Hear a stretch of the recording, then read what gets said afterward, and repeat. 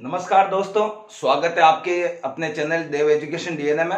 आज हम शुरुआत कर रहे हैं राजस्थान की ज्योग्राफी का नेक्स्ट टॉपिक पूरी मैदानी प्रदेश के बारे में चर्चा करेंगे।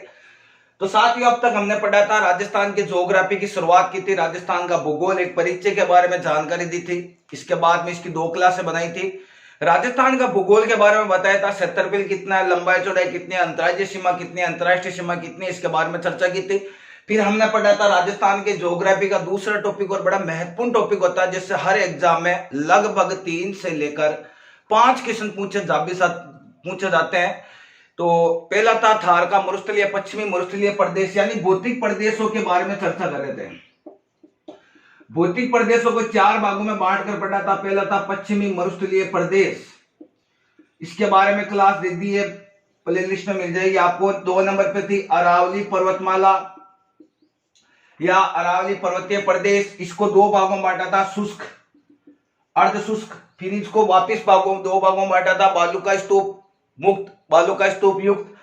फिर इसको अर्ध शुष्क को 4 भागों में बांटा था, जो हमने पढ़ लिया था। फिर अरावली पर्वतमाला को 3 भागों में बांटा था। अरावली पर्वतमाला की उत्पत्ति बताई थी, 65 करोड़ वर्ष पूर्व प्री कैम्बियन युग में हुई थी। अरावली पर्वतमाला किसका भाग है? गोंडवाना लैंड का एक अवशेष है। पश्चिमी मरुस्थलीय प्रदेश टेटिस सागर के अवशेष है। अरावली पर्वतमाला को 3 भागों में पढ़ा था, उत्तरी अरावली, मध्य अरावली व दक्षिणी अरावली। साथियों, इससे संबंधित आपके क्वेश्चन चोटियों से लगभग क्वेश्चन पूछे जाते हैं। कैसे भी क्वेश्चन पुटअप कर सकता है, या तो आपको एक चोटी देगा सामने, आपके जैसे चोटी दे दिया गुरु शिखर, गुरु शिखर के सामने जैसे गुरु शिखर दे दिया, शेर दे दिया, जरगा दे दिया और रघुनाथगढ़ दे दिया। फिर ये के सामने क्या आपको चोटियों की लंबाई दे देंगे या जिलों की संख्या दे देंगे, तो आपको क्रम सुमेलित करना है कि ए का किस तरीके का क्रम है।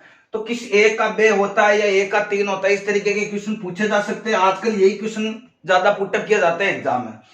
तो अरावली की उत्पत्ति 65 वर्ष करोड़ पूर्व प्री कैम्बियन युग में हुई थी। गोंडवाना लैंड के अवशेष है। अरावली पर्वतमाला को 3 भागों में बांटकर हमने पढ़ा था। राजस्थान में अरावली पर्वतमाला उत्तरी, उसके बाद मध्य, फिर दक्षिणी। उत्तरी अरावली की सबसे ऊंची चोटी रघुनाथगढ़ 1055 बताई थी। मध्य अरावली के अंदर आपने पढ़ा था 933। उसके बाद में हमने ये पढ़ा था दक्षिणी अरावली। दक्षिणी अरावली या पूरा ओवर लेवल राजस्थान की सबसे ऊंची चोटी अरावली की वो एक ही थी, गुरु शिखर 1722 और 27। अब साथियों, बात कर रहे हैं पूर्वी मैदानी प्रदेश। पूर्वी मैदानी प्रदेश तीसरा राजस्थान के भौतिक प्रदेश के बारे में आज चर्चा कर रहे हैं। तो मेरे साथ जुड़े रहे साथियों। मैं आशा करता हूं कि आपको क्लास समझ में आई होगी। आती है या नहीं आती है, ये आप मुझे बताते रहे कमेंट बॉक्स में। मैं अपनी तरीके से हर 100% की कोशिश करूंगा। यानी पूरी मैदानी प्रदेश की अगर मैं बात करूं तो उत्पत्ति, तो साथियों इसकी उत्पत्ति किस तरीके से हुई, क्या हुई थी, तो हमने ये तो पढ़ा ही था कि ये किसके अवशेष है। तो अवशेष देखो, मैंने पहले भी बताया था और अब वापिस बता देता हूं। पहले अवशेष की बात करें तो अवशेष है ये गोंडवाना लैंड, सॉरी हाँ, टेटिस सागर के अवशेष है। टेटिस सागर के अवशेष, ये आपके टेटिस सागर के अवशेष है। अब मैं बात करता हूं आपके उत्पत्ति की। यह तो हमने पढ़ लिया था। उत्पत्ति देखो, प्लीस्टोसिन,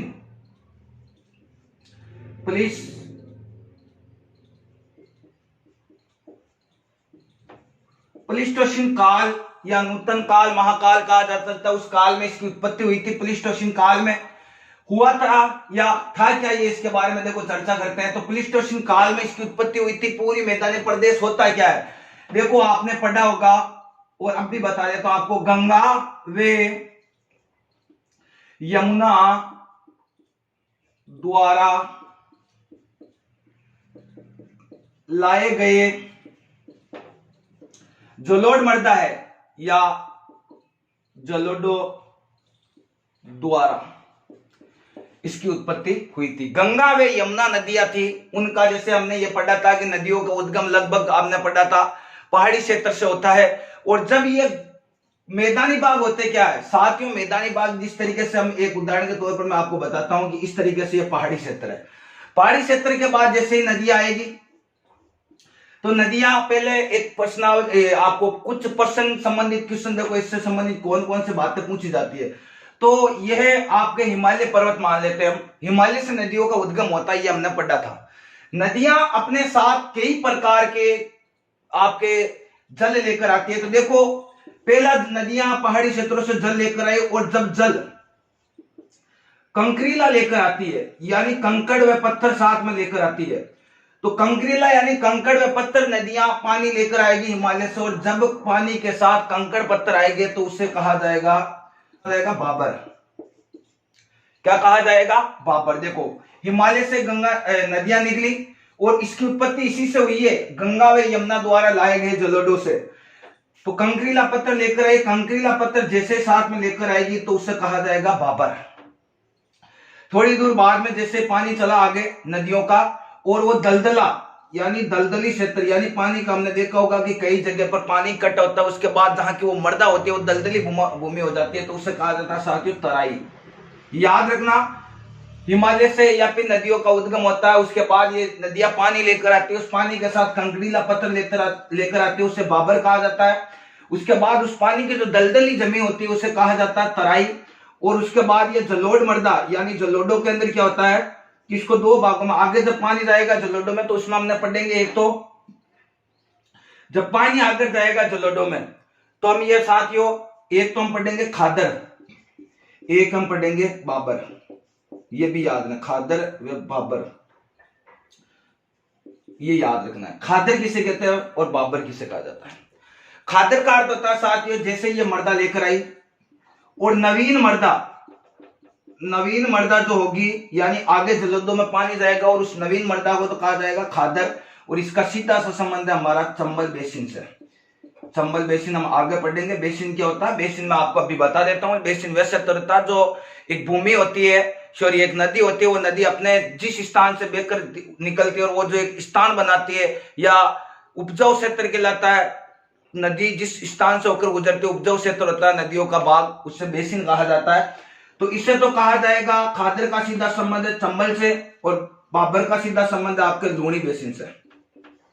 लूणी बेसिन से याद रखना है, यह आपके एग्जाम में पूछा जा सकता है। जलोढ़ों के द्वारा नवीन मृदा को तो कहा जाएगा खादर, और पुरानी जो मृदा होगी, याद रखना पुरानी मृदा, उसे कहा जाएगा साथियों बाबर कहा जाएगा। ये तो हम पढ़ रहे। अब आगे देखो, इसमें तो क्या कहना चाहता है ये कि गंगा व यमुना द्वारा लाए गए जलोढ़ों को क्या निर्माण हुआ था, इसका प्लोस्टेशन काल के अंदर इसका निर्माण माना गया है। और मैदानी भाग में हम ये पढ़ेंगे कि मैदानी जो प्रदेश होते हैं वह सर्वाधिक उपजाऊ प्रदेश होते हैं। क्यों होते हैं? क्योंकि मैदानी प्रदेशों में जो मृदा पाई जाती है साथियों, वो जलोढ़ मृदा पाई जाती है। कौन सी मृदा पाई जाती है? जलोढ़ मृदा पाई जाती है। कहीं पर आपको जलोढ़ भी लिखा जाएगा तो कंफ्यूज नहीं होना, जलोढ़ या जलोढ़ मृदा पाई जाती है। इस एक सत्र विशेष में नदियों का प्रवाह सत्र होता है, यानी नदियां जो है उसका बेसिन क्षेत्र कहलाता है। अब हम बात कर रहे हैं पूरी मैदानी प्रदेश, तो गंगा व यमुना द्वारा लाए गए जलोढ़ों के द्वारा इसकी उत्पत्ति हुई थी। किसकी उत्पत्ति हुई थी? पूरी मैदानी प्रदेश की उत्पत्ति हुई थी। धीरे धीरे यह क्षेत्र मैदानी प्रदेश कहलाने लगा। यहाँ पर नदियों का प्रवाह क्षेत्र भी होता था। तो देखो, राजस्थान के पूरी मैदानी प्रदेश की साथियों में बात करूं तो सबसे इंपॉर्टेंट हमें यह भी याद रखना है कि इसका क्षेत्र कितना है। तो साथियों, इसका कुल क्षेत्रफल जो है, यानी पूरी मैदानी प्रदेश का जो क्षेत्रफल, जैसे अरावली में हमने पढ़ा था पूरी मैदानी प्रदेश, सॉरी पश्चिमी मध्यस्थलीय प्रदेश के अंदर पढ़ा था पूरी मैदानी प्रदेश में इसका क्षेत्रफल कितना है, तो साथियों 23% इसका क्षेत्रफल है। कई किताबों में 23.3, 23.6 कुछ दिया गया, तो लगभग याद रखना है। यहाँ पर साथियों जनसंख्या कितनी निवास करती है, तो जनसंख्या जो यहाँ निवास करती है वो लगभग आपको याद रखना, कहीं पर 39 पॉइंट समथिंग दिया गया है, लेकिन मैं ऑल ओवर की बात करूं तो 40% यहाँ पर जनसंख्या निवास करती है। अब यहाँ पर एक दिमाग लगाने की बात है कि अगर जनसंख्या 40% निवास करती हो, क्षेत्रफल 23% हो।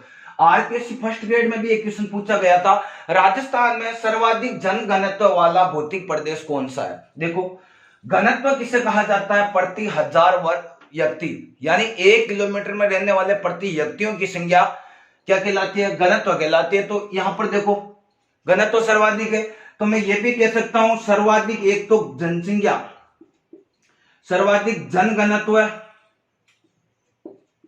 जन घनत्व भी कह सकता हूं, और सर्वाधिक क्या कह सकता हूं? जनसंख्या वाला भी क्षेत्र यही है। यानी यहां पर जनघनत्व भी सर्वाधिक है और जनसंख्या भी सर्वाधिक है। दोनों बातें याद रखनी है। क्षेत्रफल है इसका 23%, जनसंख्या 40% निवास करती है, सर्वाधिक जनघनत्व जनसंख्या वाला क्षेत्र है। अब यहाँ की मर्दा की बात करते हैं, क्षेत्र विशेष में जलोढ़ मर्दा का होता है, जमा होता है, जलोढ़ मर्दा पाई जाती है। और ये भी बात सबसे इंपॉर्टेंट है कि ये जो जलोढ़ मर्दा है साथियों, ये सबसे उपजाऊ मर्दा होती है इस क्षेत्र विशेष में। फिर यहाँ पर एक दो नहरें याद रखने की, इस क्षेत्र में कोई नहर बहती है क्या? नहर दो है साथियों। एक तो याद रखना गुड़गांव नहर, एंड एक आपको याद रखना भरतपुर नहर। भरतपुर नहर, दो नहरें हैं इसमें, गुड़गांव है, भरतपुर नहर। फिर इसके बारे में चर्चा करते हैं कि यहाँ पर वर्षा कितनी होती है। तो साथियों औसत वर्षा की बात करें तो 50 से 80 सेंटीमीटर के मध्य क्षेत्र में वर्षा होती है हमारे। वर्षा 50 से 80 सेंटीमीटर के मध्य। उसके बाद में यहाँ का तापमान की मैं बात करूं तो यहाँ पर यह जलवायु की बात करूं तो वह यहाँ पर आर्द्र जलवायु है। आर्द्र जलवायु, ये भी साथ में याद रखना, आर्द्र जलवायु इसके अंदर है। यानी उत्पत्ति प्लीस्टोसिन काल के अंदर हुई थी। गंगा व यमुना द्वारा लाए गए जलोढ़ों के द्वारा इसकी उत्पत्ति हुई थी। मर्दा जलोढ़ मर्दा पाई जाती है। क्षेत्रफल 23% है, जनसंख्या 40% निवास करती है। सर्वाधिक जनघनत्व व जनसंख्या वाला क्षेत्र है। यहाँ पर नहर गुड़गांव नहर, भरतपुर नहर है। वर्षा 50 से 80 सेंटीमीटर के मध्य होती है। आर्द्र जलवायु यहाँ पर पाई जाती है। साथ ही इसी के साथ हम ये पढ़ेंगे पूरी मैदानी प्रदेश में जिलों की संख्या कितनी होती है। कई बार एग्जाम में पूछ भी ले तो याद रखना है, पूरी मैदानी प्रदेश में जिलों की संख्या 10 याद रखनी है कि 10 जिले लगभग इस पूरी मैदानी प्रदेश में आते हैं। अब देखो, यह तो आता पूरी मैदानी प्रदेश के बारे में नॉर्मल बात है। अब अगर हम पढ़ेंगे इसको तो इसको बांट कर अगर भागों में पढ़ेंगे तो इसको 3 भागों में बांट कर पढ़ेंगे। पहला होगा साथियों हमारा चंबल बेसिन। बेसिन मैंने बता ही दिया था क्या होता है। 2 नंबर पर है आपके बनास बाणगंगा बेसिन, और 3 नंबर पर है हमारा माही बेसिन।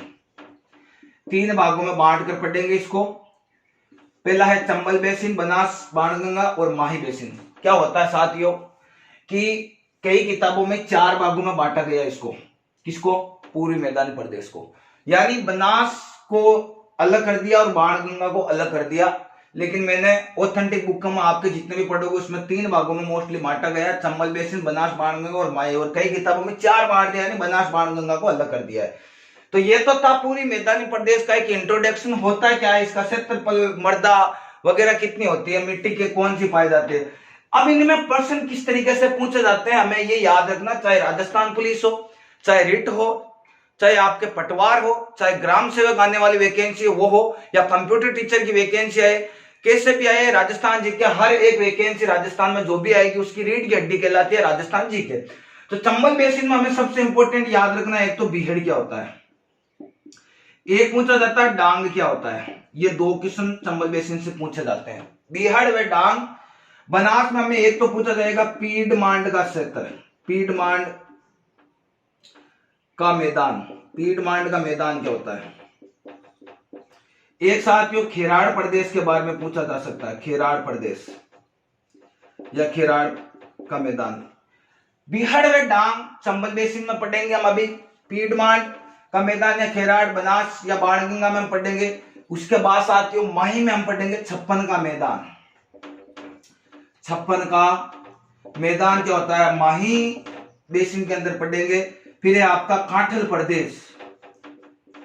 काठल का अर्थ क्या होता है वो भी हम पढ़ेंगे, काठल प्रदेश। तो इनको एक एक करके इसका वर्गीकरण डिटेल से पढ़ेंगे। आशा करता हूं साथियों पूरी मैदानी प्रदेश की नॉर्मल बात आपको समझ में आएगी। उत्पत्ति प्लीस्टोसिन काल, गंगा यमुना द्वारा लाए गए जलोढ़ों के द्वारा मर्दा जलोढ़ मिट्टी पाई जाती है। 10 जिलों की संख्या 23, जनसंख्या 40, सर्वाधिक जनघनत्व जनसंख्या वाला नहर गुड़गांव भरतपुर नहर। वर्षा 50 से 80, आर्द्र जलवायु पाई जाती है। इसको 3 भागों में बांट कर पढ़ेंगे, चंबल बेसिन, बनास या बाणगंगा बेसिन और 3 नंबर पर माही बेसिन। चंबल में हम पढ़ेंगे बीहड़ क्या होती है, डांग क्या होता है, पीडमांड का मैदान बनास में, और खेराड़ ये हम पढ़ेंगे बनास बाणगंगा में। फिर माही में पढ़ेंगे 56 का मैदान में, काठल का मैदान। तो ये है साथियों हमारा पूरी मैदानी प्रदेश का एक इंट्रोडक्शन। अब चलते हैं इसके अंदर। पहला चंबल बेसिन क्या होता है, एक बार आप स्क्रीनशॉट ले लीजिए।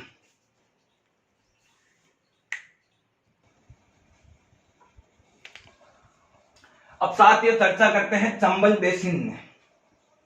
चंबल बेसिन क्या है, चंबल बेसिन किस तरीके से आपके क्वेश्चन पूछे जाते हैं, इसके बारे में हम चर्चा करते हैं।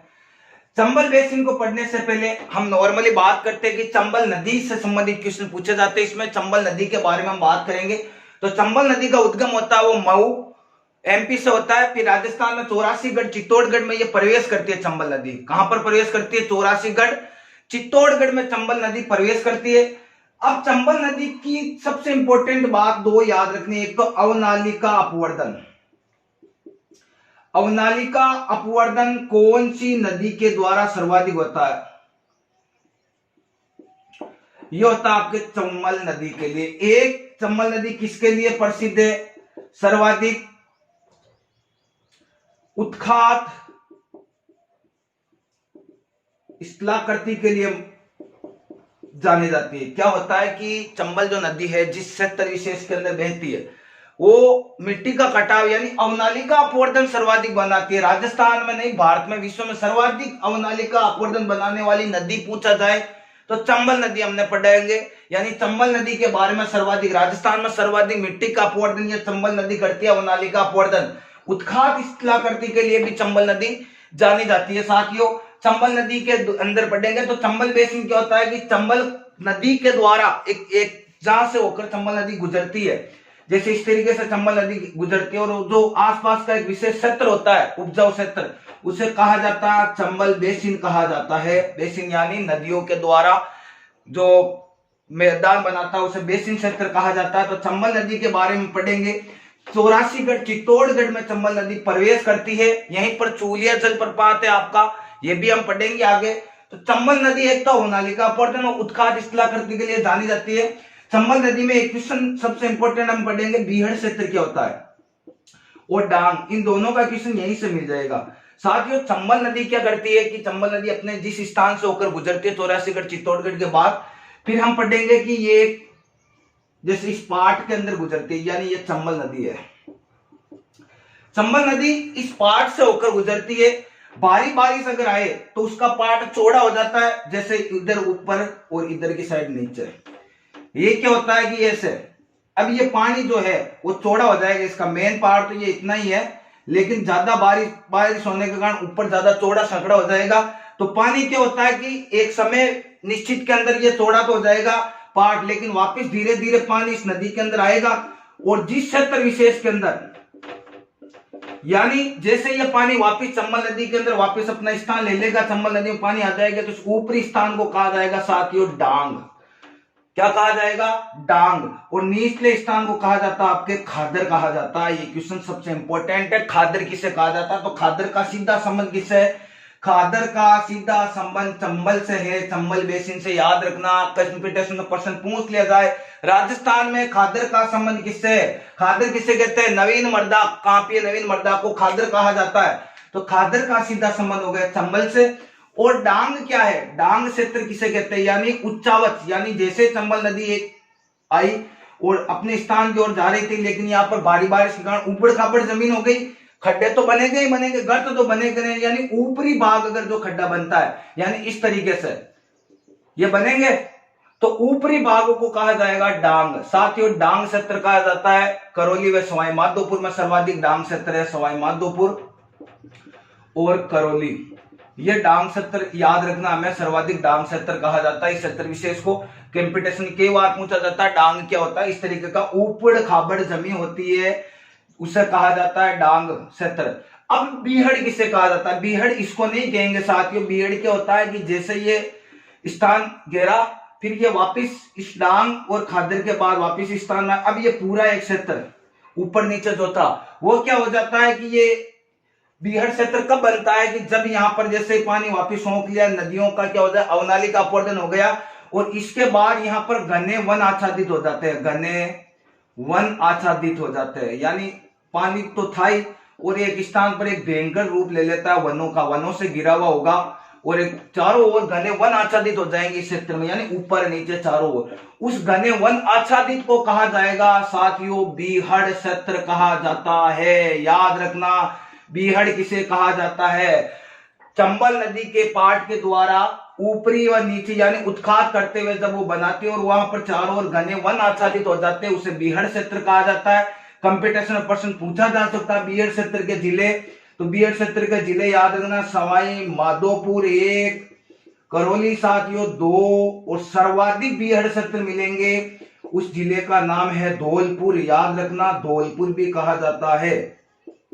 यानी सर्वाधिक बीहड़ क्षेत्र धौलपुर में, और 3 जिलों का याद रखना बीहड़ क्षेत्र सवाई माधोपुर, करौली और धौलपुर।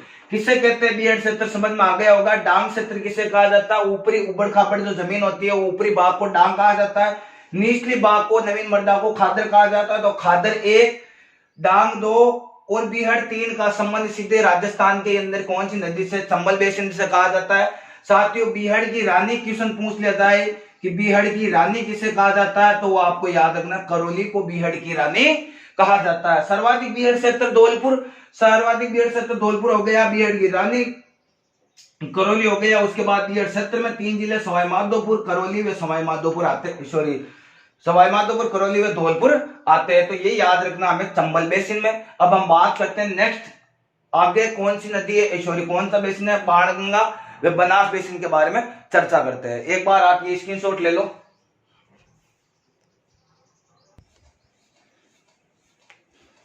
अब साथियों बात करते हैं बनास, बाणगंगा, बाणगंगा बेसिन की। पहले बात करते हैं बनास बेसिन। बनास बेसिन में एक तो मैंने आपको बताया था कि बनास नदी, आपको ये याद रखना इसका उद्गम कहां से होता है। बनास नदी, बनास नदी का उद्गम होता है साथियों खमनोर की पहाड़ियां राजसमंद से। कहां से होता है, खमनोर की पहाड़ियां राजसमंद से इसका उद्गम होता है, यानी ये निकलती है राजसमंद के बाद ये चलेगी चित्तौड़, 6 जिलों से होकर बनास नदी गुजरती है। आपने पढ़ा होगा, आगे हम पढ़ेंगे नदियों में। चित्तौड़ के बाद में जाएगी ये भीलवाड़ा, मैं आपको क्रम से बता देता हूं आगे। बनास नदी राजसमंद की खमनोर की पहाड़ियों से इसका उद्गम हुआ, आगे चली चित्तौड़गढ़, चित्तौड़गढ़ के बाद में चली भीलवाड़ा, भीलवाड़ा के बाद में ये नदी जाएगी अजमेर, अजमेर के बाद ये नदी जाएगी आपके टोंक, और टोंक के बाद में अंत में सवाई माधोपुर के अंदर एक रामेश्वर, रामेश्वर गांव है, वहां पर यह सवाई माधोपुर, और अंत में रामेश्वरम में चंबल में मिल जाती है। ये याद रखना आपको, चंबल में मिल जाती है, यानी चंबल में विलीन हो जाती है, मिल जाती है। आगे देखो तो 6 जिलों में ये गुजरती है, 1 2 3 4 5 6 जिलों से होकर चंबल नदी गुजरती है। अब हम पढ़ रहे थे पीडमांड क्षेत्र क्या होता है, पीडमांड का मैदान क्या है, पीडमांड का मैदान क्या है, खेराड़ प्रदेश। ये दो जो शब्दावलियां हैं साथियों, ये आपके बनास जो है नदी उसी से संबंधित है, यानी राजस्थान में देवगढ़ की पहाड़ियां राजसमंद से लेकर और जो भीलवाड़ा के तक जो एक मैदानी प्रदेश बनाती है, राजसमंद से लेकर भीलवाड़ा के मध्य जो एक मैदानी प्रदेश बनाती है, उसे कहा जाता है पीडमांड का मैदान कहा जाता है। साथियों अरावली पर्वतमाला जो हम पढ़ेंगे उससे संबंधित रहता है, लेकिन आपको इस तरीके से पूछ लिया जाए कि पीडमांड का मैदान किससे संबंधित है, तो पूरी मैदानी प्रदेश से है, ये याद रखना। यानी राजसमंद देवगढ़ की पहाड़ियां राजसमंद से लेकर भीलवाड़ा का मध्य बनास नदी के द्वारा बनाए गए मैदान को पीडमांड का मैदान कहा जाता है। फिर रहा खेराड़ प्रदेश किसे कहा जाता है साथियों, तो भीलवाड़ा से लेकर टोंक के मध्य, भीलवाड़ा से लेकर टोंक के मध्य बनास नदी का जो मैदानी भाग है, बनास नदी का मैदानी जो भाग होगा उस क्षेत्र को कहा जाएगा खेराड़ प्रदेश। हमने ये पढ़ा था खेराड़ प्रदेश किसे कहा जाता है, यानी बनास का मैदान, बनास नदी का जो मैदानी भाग है कहां से कहां तक, भीलवाड़ा से टोंक के मध्य को तो कहा जाएगा खेराड़ प्रदेश। राजसमंद से भीलवाड़ा के मध्य क्षेत्र को क्या कहा जाएगा, पीडमांड का मैदान। ये दोनों का संबंध बनास का मैदानी भाग कहलाता है साथियों। इसी से संबंधित एक क्वेश्चन ये भी है कि देखो टोडा रायसिंह जो एक स्थान है टोंक में, यहाँ पर आपका पेयजल आपूर्ति करवाती है, बिशलपुर परियोजना है, बिशलपुर बांध बना हुआ है राजस्थान में, पेयजल आपूर्ति करवाने का कार्य करती है बनास नदी के द्वारा। इसका याद रखना बनास नदी से संबंध है। अब था आपके बनास या बाणगंगा, बाणगंगा NH11 के सारे आप ये भी याद रख सकते हो। बैराट की पहाड़ियां जयपुर से इसका उद्गम होता है, ये कहां से चलती है, जयपुर होता है, फिर अगर भरतपुर के अंदर आगे चली जाती है यमुना की ओर, और यहाँ पर दोआब क्षेत्र कहलाता है। तो दोआब का अर्थ होता है दो नदियों का समूह। आगे ये क्षेत्र विशेष यानी जयपुर से लेकर आपके अलवर भरतपुर तक जो क्षेत्र है उसे दोआब क्षेत्र कहा जाता है। ये बाणगंगा बेसिन कहलाता है, उपजाऊ जमीन है, यहाँ के लोग कृषि भी खूब ज्यादा करते हैं। तो साथ ही ये तो था आपका बनास या बाणगंगा बेसिन। आगे हम चर्चा करते हैं माही बेसिन क्या है, या माही बेसिन से संबंधित कौन कौन से क्वेश्चन एग्जाम में पूछे जाते हैं साथियों, इसके बारे में चर्चा करते हैं। तो देखो माही बेसिन, माही बेसिन, माही नदी पड़ा था। तो राजस्थान के अंदर माही नदी जो है वो, अगर राजस्थान के इस तरीके से पतंगाकार में अगर मैप की बात करूं तो माही नदी जो है वो इस तरीके से है। राजस्थान पुलिस में पिछली बार जो पेपर हुआ था उसमें कुछ क्वेश्चन पूछा था, हालांकि फिर ये रद्द भी हुआ था, ऑनलाइन पेपर था, तो उसमें एक में पूछा गया था उल्टा यू के आकार की आकृति वाली नदी कौन सी, उल्टा यू का, सॉरी यू के आकृति वाली और उल्टा ए की आकृति, उल्टा ए की आकृति। देखो ये ए, सॉरी उल्टा यू की आकृति, यू देखो इस तरीके से उल्टा है और ए की तरह दिखाई दे रही है, यानी ए की आकृति या उल्टा यू की समान आकृति वाली नदी है माही नदी। यह भी क्वेश्चन पूछ सकता है कर्क रेखा को 2 बार काटने वाली नदी, कर्क रेखा को 2 बार काटती है, वो भी आप याद रखना माही नदी। इसे दक्षिण की गंगा कहा जाता है, कहते हैं, काठल की गंगा कहते हैं, और ये आपके दक्षिणी में होकर दक्षिण से गुजर जाती है वापिस। तो दक्षिणी के अंदर सबसे इंपॉर्टेंट नदी का रोल अदा करता है वो है माही नदी, याद रखना है। तो ये माही नदी जो है इससे संबंधित क्वेश्चन पूछे जाते हैं। तो पहले मैंने आपको बताया था कि ये जो नदी है इसका संबंध 3 जिलों से हम पढ़ेंगे, हालांकि डूंगरपुर बांसवाड़ा इसका संबंध याद रखेंगे, लेकिन यहां पर 3 बातें बताई थी मैंने आपको। एक तो बताया था काठल प्रदेश या काठल का मैदान किसे कहा जाता है, एक है आपके साथियों छप्पन का मैदान। 2 चीजें सबसे इंपॉर्टेंट क्वेश्चन में पूछी जाती है पेपर के अंदर। तो देखो काठल क्या, देखो यहां पर एक जिला आएगा उसे कहा जाएगा प्रतापगढ़, यहां पर है आपका बांसवाड़ा, यहां पर जो एक जिला है उसे कहा जाएगा डूंगरपुर। मैप होता तो सबसे अच्छी तरीके से पढ़ते, लेकिन डूंगरपुर। अब देखो साथियों काठल का मैदान किसे कहा जाता है, काठल का मैदान कहा जाता है ये प्रतापगढ़ का माही बेसिन का जो एक विशेष क्षेत्र है, माही नदी का जो एक मैदानी भाग है, और कहां पर, प्रतापगढ़ में माही बेसिन या माही के मैदानी भाग को कहा जाता है काठल का मैदान। याद रखना राजस्थान में प्रतापगढ़ के अंदर माही नदी का यानी माही का मैदानी भाग कहलाता है काठल प्रदेश। छप्पन का मैदान याद रखना प्रतापगढ़ वे बांसवाड़ा के मध्य 56 नदी नालों के 2 या 56 गांवों का समूह ही क्या कहलाएगा, 56 का मैदान कहलाएगा। यानी बांसवाड़ा व प्रतापगढ़ के मध्य 56 गांवों या नदी नालों का समूह कहलाता है 56 का मैदान। काठल का मैदान किसे कहा जाता है, काठल प्रतापगढ़ में माही नदी का मैदानी भाग क्या कहलाएगा साथियों, प्रतापगढ़ से अगर सीधा संबंध है तो माही नदी का मैदानी भाग क्या कहलाएगा, काठल। इसे काठल की गंगा भी कहा जाता है साथियों माही नदी को। और बांसवाड़ा प्रतापगढ़ के मध्य 56 गांवों का जो समूह होगा उसे 56 का मैदान कहते हैं साथियों। इस विशेष क्षेत्र में तो पहले हम बात करें तो साथियों यहाँ पर पहले की प्राचीन अगर मैं बात करूं तो यहाँ पर आपको पुष्प प्रदेश भी कहा जाता है प्राचीन में, तो इस क्षेत्र को एक पुष्प प्रदेश भी कहते हैं, पुष्प प्रदेश।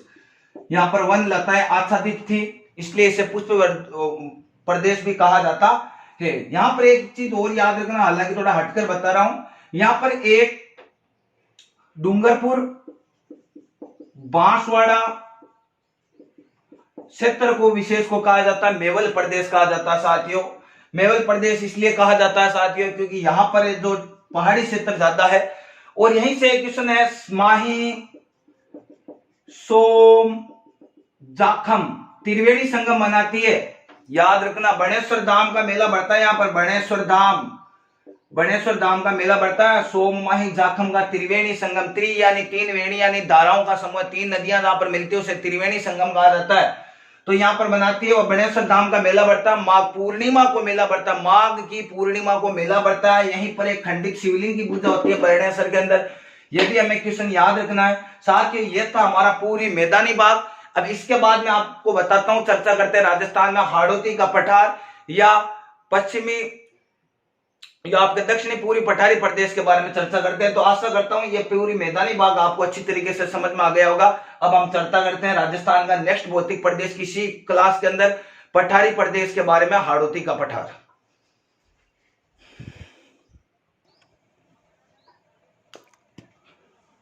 तो साथ ही अब चर्चा करते हैं दक्षिणी पूर्वी पठारी भाग। पहले इसकी बात करते हैं, दक्षिणी पूर्वी पठारी भाग की उत्पत्ति किस समय हुई थी, कैसे हुई थी। तो दक्षिणी पूर्वी पठारी भाग है, इसके बारे में हम चर्चा करेंगे। इसका क्षेत्र कितना है, इसकी जनसंख्या कितनी है, यहाँ की मिट्टी कैसी है, यहाँ की जलवायु कैसी है, वर्षा कितनी होती है, इसके बारे में। तो देखो पहले बात करते हैं उत्पत्ति। तो उत्पत्ति में हमें ये याद रखना है, मध्यजीवी महाकल्प के क्रिटेशियस, मध्यजीवी महाकल्प के क्रिटेशियस में गोंडवाना लैंड में ज्वालामुखी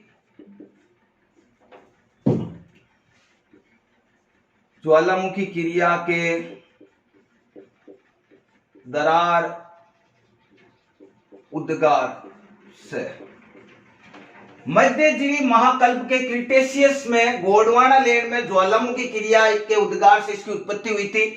यानी पठारी बाग की उत्पत्ति किस तरीके से हुई थी, पठारी बाग की उत्पत्ति हुई थी कि गोंडवाना लैंड जो विशेष, यानी हम ये पढ़े कि दक्षिणी पूर्वी पठारी बाग व अरावली पर्वतमाला गोंडवाना लैंड के अवशेष है, पूर्वी मैदानी बाग व पश्चिमी मरुस्थलीय प्रदेश चट्टी सागर का अवशेष है। तो इसमें क्या था कि मध्यजीवी महाकल्प के क्रिटेशियस में गोंडवाना लैंड के ज्वालामुखी उद्गार, यानी ज्वालामुखी थी वो फटी, उद्गार हुआ और उसके दरारों से फिर धीरे धीरे धीरे लावा ठंडा होता गया और इसी से आपका पठारी बाग का निर्माण हुआ था। इससे संबंधित ये भी हमें याद रखना है कि यहाँ पर देखो एक बेसाल्ट चट्टानें पाई जाती है, यहाँ पर इसी से संबंधित बेसाल्ट चट्टानें पाई जाती है। क्या होती है बेसाल्ट चट्टानें, बेसाल्ट चट्टानें होती है साथियों आग्नेय चट्टान जो होती है, इसका संबंध है आग्नेय चट्टान का, आग्नेय चट्टान है उसका ब्राहे बाग जो कहलाता है, आग्नेय चट्टान का ब्राहे बाग ही बेसाल्ट चट्टानें कहलाती है, यानी बेसाल्ट चट्टानों का यहाँ पर जमाव है। तो इससे संबंधित और अगर क्वेश्चन पूछे जाए तो यहाँ के देखो जिले कौन से हैं, तो देखो साथियों सबसे इंपॉर्टेंट याद रखना, दक्षिणी पूर्वी पठारी भाग में 4 जिले ही आते हैं, जिसका सीधा सा ट्रिक याद रखना, रखो तो नहीं तो वैसे याद करना, बाबू को जाला दो, बाबू को जाला, बस इतना याद रखना, बाबू को जाला। अब बाग का अर्थ होता है साथियों 12, बूंदी, कोटा व झालावाड़। राजस्थान में दक्षिणी पूर्वी पठारी भाग के सबसे इंपॉर्टेंट 4 जिले याद रखना है, बाबू को जाला दो, 12, बूंदी, कोटा, झालावाड़। उत्पत्ति मध्यजीवी महाकल्प के क्रिटेशियस में गोंडवाना लैंड में ज्वालामुखी क्रिया के उद्गार से हुई थी, दरारें हुई थी, फिर लावा धीरे धीरे ठंडा हुआ था, इसके द्वारा ये पठारी बाग बना था। बेसाल्ट चट्टानें पाए जाते हैं, एग्जाम में पूछ ले तो क्या होती है आग्नेय चट्टान का ब्राहे बाग। अब साथ ही यहाँ का कुल क्षेत्रफल की मैं बात करूं तो 6.89 कहीं पर दिया गया है। जनसंख्या अगर बात करें तो 11% लगभग जनसंख्या दी गई है। आपको एग्जाम में प्रश्न पूछ लिया जाए राजस्थान के भौतिक प्रदेश में सबसे छोटा जो क्षेत्र है वो कौन सा है, सबसे छोटा भौतिक प्रदेश यही है दक्षिणी पूर्वी पठारी भाग, या आप इसे हाड़ौती का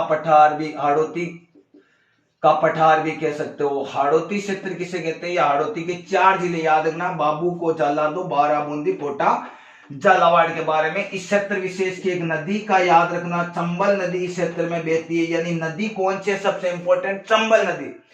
अब साथ ही यहाँ पर चट्टाने वगैरह यहाँ पर पाई जाती है, या फिर ये ज्वालामुखी उद्गार क्रिया के द्वारा हुआ था। तो यहाँ पर एक मिट्टी पाई जाती है जिसे कहा जाता है काली मिट्टी, काली मृदा यहाँ पर पाई जाती है। और सबसे अच्छी बात यह है कि काली मृदा जहां पर होगी वहां पर सबसे बढ़िया फसल होगी कपास। तो ये भी याद रखना कि यहाँ पर काली मृदा पाई जाती है, कपास सर्वाधिक यहाँ पर कृषि क्षेत्र होता है कपास का।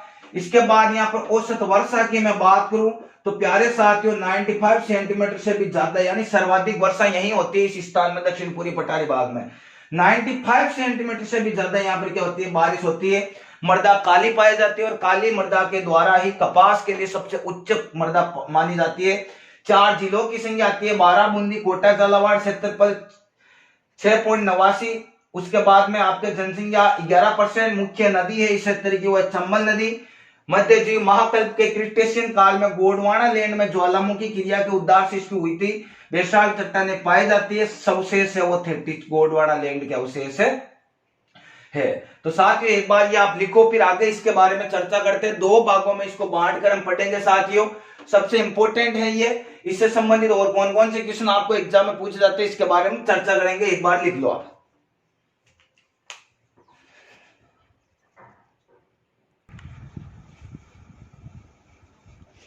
तो साथियों दक्षिणी पूरी पठारी भाग या हाड़ौती पठार को 2 भागों में पढ़ेंगे। पहला है विंध्य कगार भूमि, दूसरा है दक्कन का लावा का पठार। ये विंध्य कगार भूमि जो है याद रखना, विंध्य कगार भूमि विंध्याचल पर्वतमाला जो है उसका अंतिम छोर कह सकते हो आप, अंतिम छोर कह देते हैं इसको कहेंगे अंतिम छोर। और इसके बारे में अगर बात करेंगे तो विंध्य दक्कन का लावा पठार ये हो जाएगा आपका विंध्याचल पर्वतमाला जो विंध्याचल का पश्चिमी छोर या पश्चिमी सत्तर कह सकते हो, यानी ये क्या हो जाएगा आपका पश्चिमी छोर हो जाएगा। अब इसके बारे में अगर चर्चा करते हैं तो यहां पर हमें सबसे इंपॉर्टेंट बात याद रखनी है कि यहाँ पर क्या पाए जाते हैं, पठारी के अंदर क्या पाई जाती है, जो विंध्य कगार भूमि है यहाँ पर बालू का युक्त या आप कह सकते हो पठारी भाग पाए जाते हैं। जैसे धौलपुर का लाल पत्थर, धौलपुर का लाल पत्थर है प्रसिद्ध है यहाँ पर। उसके बाद में जैसे आप भीलवाड़ा की हम पट्टी मतलब कतले वगैरह पढ़ते हैं तो भीलवाड़ा की जैसे मकान बनाने वाली जो पट्टी वगैरह होती है कातले कहते हैं इसको। इस क्षेत्र में एक बालू का मतलब बनी हुई एक अंतिम रूप से ये कह सकते हो तो यहाँ पर छोटे छोटे पठारी बाग होते हैं। जैसे केसरपुरा गुमानपुरा जो है यहाँ पर हीरे फेमस है, चित्तौड़ में यहाँ पर हीरे भी निकलते हैं। तो ये एक विशेष क्षेत्र होता है। इस क्षेत्र में विंध्य कगार भूमि कहा जाता है। विंध्य कगार भूमि यानी विंध्याचल पर्वत का अंतिम छोर होता है। धौलपुर का लाल पत्थर स्लेट जो है वो प्रसिद्ध है। भीलवाड़ा में पट्टी कातले की यहाँ पर खाने वगैरह है। उसके बाद हीरे चित्तौड़गढ़ के अंदर फेमस है। और यहीं पर अगर इसी का इतना याद रखना हमें, नेक्स्ट दक्कन का लावा के पठार करते हैं विंध्याचल पर्वत का पश्चिमी छोर कहलाता है। इस क्षेत्र विशेष के अंदर क्या पाया जाता है, बेसाल्ट मिट्टी में बेसाल्ट तत्व सर्वाधिक पाया जाता है। बेसाल्ट तत्व किसमें पाया जाएगा साथियों, मृदा में बेसाल्ट तत्व सर्वाधिक पाया जाता है। और इसी के यहीं पर मृदा में नाइट्रोजन सर्वाधिक पाया जाता है। सर्वाधिक मृदा में यानी मृदा क्षेत्र जाता है, मृदा में नाइट्रोजन तत्व पाया जाता है। इस विशेष क्षेत्र के अंदर हमें दक्कन का लावा का पठार में बेसाल्ट तत्व पाया जाता है, मृदा में नाइट्रोजन तत्व भी इसके अंदर सर्वाधिक पाया जाता है। यह हमें याद रखना है। यानी दक्षिणी पूरी पठारी भाग या हाड़ौती का पठारी भाग, इससे ज्यादा कोई क्वेश्चन पूछे नहीं जाते हैं, इसे थोड़ा बहुत डालकर बता दिया था। साथियों इसी से संबंधित आगे हम ये बात करें अगर हाड़ौती का पठार या पश्चिमी इसके बारे में, तो देखो इससे संबंधित और कौन कौन से किस्म पाए जाते हैं। तो देखो ये दक्षिणी पूरी पठारी जो भाग है इनसे 2-3 और बातें बता दिया। एक तो ये आपको याद रखना है सर्वाधिक, ये टोटल जो भाग है वर्षा वाला स्थान कह सकते हो, वर्षा वाला सर्वाधिक वर्षा वाला भौतिक प्रदेश कह सकते हो, भौतिक प्रदेश यहां पर सर्वाधिक वर्षा होती है। 2 नंबर पर अगर बात करो तो सर्वाधिक जो नदियां हैं, सर्वाधिक नदियों वाला भौतिक प्रदेश भी कह सकते हो। इस भौतिक प्रदेश में सर्वाधिक नदियां जो है साथियों वो भी इस प्रदेश के अंदर बहती है। तो ये था, इसको 2 भागों में विंध्य कगार भूमि, दक्कन का लावा का पठार, ज्यादा कुछ याद नहीं रखना। यहाँ पर नाइट्रोजन सर्वाधिक पाया जाता है मिट्टी में, इसलिए ये। उसके बाद में यहाँ पर धौलपुर के अंदर ये पत्थर वगैरह याद रखना। अब देखो साथियों इससे संबंधित और 2-4 क्वेश्चन आपको एग्जाम में पूछ लिया जाता है और अभी पूछे भी गए थे, गत परीक्षा होते तो सबसे इंपॉर्टेंट हमें ये याद रखना। सबसे प्रमुख राजस्थान के पठार की बात करें कि राजस्थान में कौन कौन से पठार कहां पर स्थित है, इसके बारे में अब हम चर्चा करते हैं। तो राजस्थान में सबसे ऊंचा पठार कहां स्थित है, राज्य का सबसे ऊंचा पठार या कहां स्थित है, यह प्रश्न पूछा जा सकता है। तो राजस्थान में सबसे ऊंचा पठारी प्रदेश या पठारी भाग कौन सा है, तो देखो साथियों राजस्थान में सबसे ऊंचा पठार है वो है आपका उड़िया का पठार। याद रखना उड़िया का पठार। 1360 याद रखना मीटर इसकी लंबाई है, याद रखना 1360 मीटर। कहां है ये सिरोही राज्य के अंदर, सिरोही जिले के अंदर स्थित है उड़िया का पठार। राजस्थान में उड़िया का पठार जो स्थित है वो है 1360। फिर है राजस्थान का जो सबसे ऊंचा शहर कहां पर स्थित है, राज्य का सबसे ऊंचा शहर है सिरोही, और सिरोही शहर जिस पर बसा हुआ है उसे कहा जाता है आबू का पठार। याद रखना है आबू का पठार की है 1200, इसकी 1360 सबसे ऊंचा, राजस्थान का सबसे ऊंचा पठार है उड़िया का पठार 1360 मीटर। और 2 नंबर पर हमें सबसे इंपॉर्टेंट, अगर 2 नंबर पर मैं अभी आपको बता रहा हूं कि राजस्थान में आबू का पठार 1200 मीटर ऊंचा है। सिरोही जिला है वो किस पर बसा हुआ है, जो सिरोही जिला सबसे ऊंचा जिला है राजस्थान का, आबू के पठार के ऊपर बसा हुआ है। याद रखना साहब, मेसा का पठार कहां है, चित्तौड़गढ़ दुर्ग बना हुआ, आगे हम पढ़ेंगे मेसा का पठार, चित्तौड़गढ़ दुर्ग जिस पर बना है, गढ़ चित्तौड़ गया, बाकी सब गढ़िया, चित्तौड़गढ़ दुर्ग बना हुआ है यहाँ पर मेसा का पठार। 625 के समथिंग इसकी लंबाई, याद रखना मीटर में, ये चित्तौड़गढ़ दुर्ग बना है। उसके बाद में साथियों लासड़िया का पठार, लासड़िया का जो पठार है साथियों वह है आपके उदयपुर के अंदर, जो कटा पठार जो क्षेत्र है उसे कहा जाता है लासड़िया का पठार कहा जाता है साथियों। इसकी लंबाई याद रखना 325 से 625 के मध्य है, उदयपुर का पठारी भाग पठार कहा जाता है साथियों। तो ये थी आपके कुछ संबंधित इंपोर्टेंट दक्षिणी पूरी पठारी भागों की हमने चर्चा की थी साथियों। यहीं पर हमारी क्लास समाप्त होती है दक्षिणी पूरी पठारी भाग की। अगर वो क्लास अच्छी लगे तो लाइक करें, शेयर करें व सब्सक्राइब करें। धन्यवाद।